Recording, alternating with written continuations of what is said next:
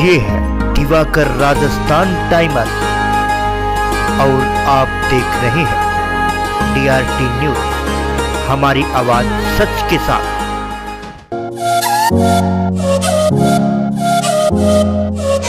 नमस्कार, मैं राजेश सूडिया, स्वागत है आपका DRT न्यूज में। अगर आपने अभी तक DRT न्यूज चैनल को सब्सक्राइब नहीं किया है तो अभी सब्सक्राइब करें DRT न्यूज चैनल और बेल आइकन प्रेस करें ताकि आपको हर न्यूज का नोटिफिकेशन मिलता रहे। सरपंच केंद्र सिंह राजपूत ने क्षेत्रवासियों को दी आगामी गणतंत्र दिवस की हार्दिक शुभकामनाएं। अलवर जिले की रैणी पंचायत समिति की ग्राम पंचायत बैरर के वर्तमान सरपंच केंद्र सिंह राजपूत सरपंच पद पर पंचायत के किन किन मुद्दों को देंगे प्राथमिकता। आइए सुनते हैं DRT न्यूज स्पेशल मीटिंग के दौरान हुई विशेष वार्ता को। नमस्कार, आप देख रहे हो DRT न्यूज चैनल। मैं आपके साथ संवाददाता वीर सिंह। तो आज हम पहुंचे हैं ग्राम पंचायत बैरर के अंदर, पंचायत समिति रैणी के अंदर, और जो यहाँ के वर्तमान सरपंच हैं श्रीमान केंद्र सिंह जी राजपूत हमारे साथ जुड़ चुके हैं। उनकी आज ग्राम पंचायत और पंचायत समिति की समस्याओं के बारे में अपने बात करेंगे। क्या उनकी ग्राम पंचायत के मुद्दे हैं, क्या मसले हैं, इनसे आज खास मुलाकात के अंदर बात करेंगे। सरपंच साहब, पहले तो हमारे चैनल में आपका बहुत बहुत स्वागत है। तो सरपंच साहब, जैसे अपने बात करते हैं अपनी ग्राम पंचायत और पंचायत समिति के अंदर मुद्दे तो बहुत होते हैं, जो अहम मुद्दा है वो शिक्षा का है। तो अपने यहाँ पे शिक्षा का क्या स्तर है? हमारे यहाँ ग्राम पंचायत में हायर सेकेंडरी स्कूल है, ग्राम पंचायत हेडक्वार्टर ठीक है, उसमें पढ़ाई अच्छी भी है, लड़कियों की संख्या ज़्यादा है।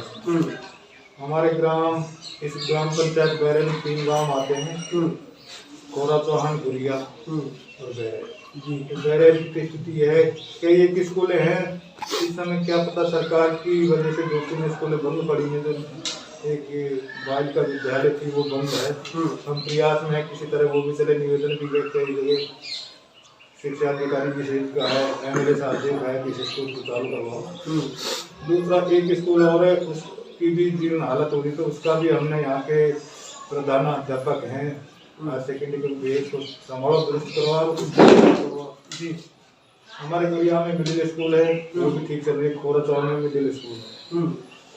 हम ये चाहते हैं कि हमारे ग्राम पंचायत में एक लड़कियों की हायर सेकेंडरी स्कूल हो गया, तो उसके लिए भी निवेदन करेंगे। शिक्षा का स्तर ग्रामीण क्षेत्र होने के नाते कम है और कुछ लोगों की भावनाएं ऐसे हैं कि अच्छे स्कूलों में भेजने लगे हैं कि प्राइवेट स्कूलें अच्छे हैं, बाकी सरकारी स्कूलों से अच्छी शिक्षा नहीं मिल सकती प्राइवेटों में। तो हम तो ये चाहते हैं कि हमारी शिक्षा का स्तर बढ़े, स्कूल जितनी भी कड़ियों सारी चालू हैं और बालिका हायर सेकेंडरी बालिका विद्यालय हो जी। तो सरपंच साहब, जैसे अपने बात करते हैं, देखा जाता है अपने ग्रामीण क्षेत्रों में बालिका शिक्षा का स्तर काफी निम्न चला गया है। तो अपने यहाँ पे बालिका शिक्षा का क्या स्तर है? हमारे यहाँ मैंने देखा है, हमारे बैरर में जो हायर सेकेंडरी स्कूल है उसमें बालिकाओं की संख्या ही ज्यादा है। हम तो उस स्कूल को देख के हम प्रसन्न भी हैं। वहाँ के जो स्टाफ है वहाँ से सुना है लड़कियाँ ज्यादा हैं, लड़कियाँ ज्यादा हैं, लड़के कम है। तो मैं तो समझता हूँ बालिका शिक्षा के लिए लोगों में जागृति है और बालिका जी। तो सरपंच साहब, अपने बात कर लेते हैं अपने ग्राम पंचायत बैरर के अंदर। जैसे अपने बात करें लाइट, पानी की व्यवस्था, पेयजल की समस्या, तो किस चीज़ की कमी है? देखिए, सबसे ज्यादा कमी तो पानी की है, क्योंकि डार्क जोन हो चुका है, पानी बहुत कम मिलता है। वैसे है पानी, बाकी ग्राम बैरर में हमारे पहले से भी एक वो आपके जल जीवन मिशन से योजना चल रही है, लेकिन गांव में असंख्य आदमी होने के कारण बीच में उसको क्या पता फाड़ करते चली भी है, कुछ दिन से बंद भी पड़ी है। पानी की विशेष समस्या, विशेषकर SC वर्ग के लोग हैं ज्यादा परेशान, अदर कास्ट और SC जमींदार लोगों के तो अपने खेतों को हैं तो अपना काम करा रहे हैं। ग्राम खोरा चौहान में भी पानी की इस टाइम ज्यादा समस्या है, 1-2 जगह पानी मिल रहा है, गुड़िया में भी पानी की समस्या है। लेकिन अब MLA साहब के सहयोग से जल जीवन मिशन के द्वारा हमारे 3 गाँव में जल जीवन मिशन की योजना तैयार हो चुकी है और कुछ ही दिनों में टेंडर हो जाएंगे, बोर कटेंगे और घर नल योजना की जी। तो सरपंच साहब, अपने बात कर लेते हैं युवा पीढ़ी की। देखा जाता है कि युवा पीढ़ी है जो नशे की ओर पूरी ग्रसित हो रही है और पतन की ओर जा रही है।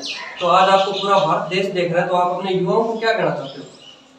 युवाओं से हम जहाँ भी मिलते हैं जैसे उनको समझाते हैं कि भाई ठीक नहीं है, फिजूल खर्ची है। उसके बाद शराब पी के लोग उत्पाद भी मचाते हैं। इसके लिए हम काफ़ी प्रयास कर रहे हैं कि लोग कम से कम इसका मदिरा सेवन का काम छोड़ें।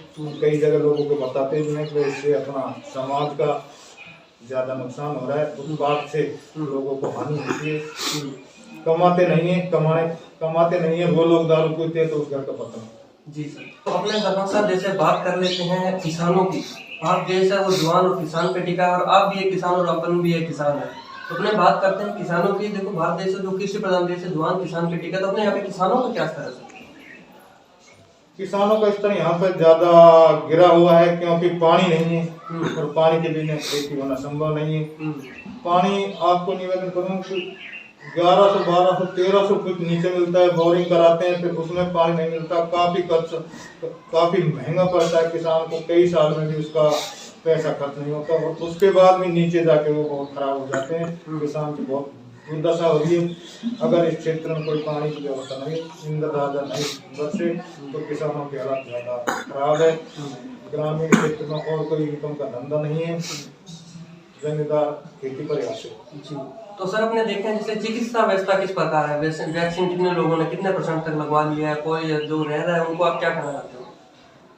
देखो वैक्सीन के विषय में जहाँ तक है, युवाओं की डोज चालू हो गई। हम ये चाहते हैं कि जो आपके 45 से 60 वर्ष थे वो करीब मेरे ख्याल में 90% हो चुके हैं और स्वास्थ्य विभाग का काफी प्रयास है। घर घर जाके भी डोज लगा रहे हैं और लोगों को समझ आने लगी है अब डोज लगवाना बहुत जरूरी है और जिसका प्रोग्रेस अच्छी चल रही है। लोग घर स्वास्थ्य विभाग की तरफ से घर व्यवस्था होगी, घर लगा रहे हैं, टीके लोग लगवा भी रहे हैं। तो सरपंच साहब मेरा लास्ट क्वेश्चन आपसे, जैसे अपने बात करें कि जो कोरोना महामारी जो पूरे वर्ल्ड के अंदर दशक अलवर जिले की बात करें तो इसके अंदर भी काफी पॉजिटिव केस पाए गए हैं। तो अपने बात करें तो यहाँ पे कोरोना आप जैसे पूरा भारत देश देख रहे हैं, तो कोरोना महामारी से दूर बीच बचाव के लिए आप अपनी जनता को क्या कहना चाहते हैं?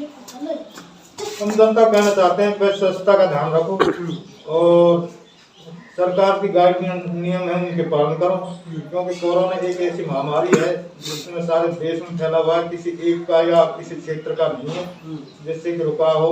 और फालतू भीड़ इकट्ठी नहीं करें, अपने काम से आए, काम समय पर आए, समय पर जाए। भीड़ इकट्ठा नहीं करके एक दूसरे को प्रदूषित न करें और मास्क और सरकार के गाइडलाइन से उनका पालन। जी, तो ये थे हमारे साथ केंद्र सिंह जी सरपंच इनसे आज खास मुलाकात के अंदर अपने बात की। तो जैसे इन्होंने बताया कि सोशल डिस्टेंसिंग के नियमों की पालना करते हैं, 2 गज दूरी, मास्क का जरूरी और सैनिटाइजर डिटॉल से साबुन से हाथ धोते हैं। तो सरपंच साहब आने वाले गणतंत्र दिवस की आप अपनी जनता को क्या संदेश देना चाहते हैं? आने वाले गणतंत्र दिवस पे हम पब्लिक से ये निवेदन करना चाहते हैं कि इस टाइम भारत देश के सामने कोरोना की जो महामारी है इसके लिए सब लोग प्रयत्नशील हैं। अपने बच्चे, परिवार सबको साफ सफाई से रखें, दूरी बनाए रखें, सरकार की गाइडलाइंस का पालन करें और किसी भी फंक्शन में सरकार के आदेश के अनुसार 50 या 100 से आदमी इकट्ठे न हों ज़्यादा। गणतंत्र दिवस पर भी हम चाहेंगे कि ज़्यादा भीड़ नहीं करके और निवेदन करेंगे कि कम से कम भीड़ में। तो सरपंच साहब आपका भी बहुत बहुत धन्यवाद, आपने हमें 10 मिनट टाइम दिया। आपको भी बहुत आप यहाँ पधारे, आपका बहुत बहुत स्वागत, आभार। आप लोगों ने समय दिया हमसे बात करने का, इसके लिए बहुत बहुत धन्यवाद। देखते रहिए DRT न्यूज़ चैनल में आपके साथ संवाददाता भी।